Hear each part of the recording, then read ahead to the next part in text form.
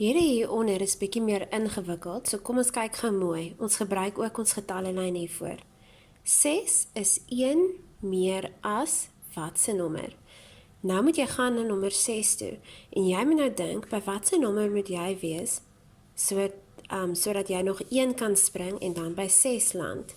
Kom ons kyk, 7, 6 is 1 meer as 7, nee, dit is nie reg nie. 6 is minder as 7, kom ons kyk hierdie kant, 5, 6 is 1 meer as 5, ja, dit is reg, so dan skryf ons vir 5 hierso in.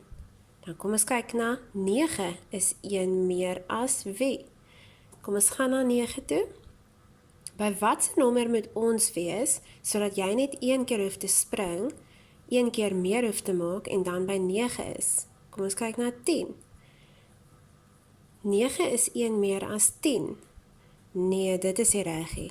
Kom ons dink weer. 9 is 1 meer as 8. Dan skryf jy vir 8 daarin.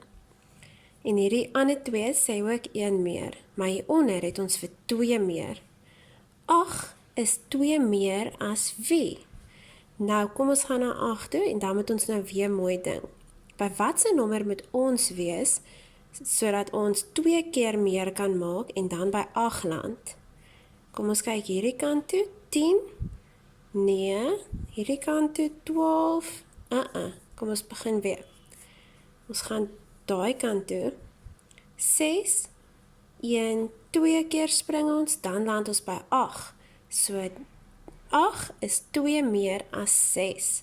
En dan die onderste een kan jy self probeer.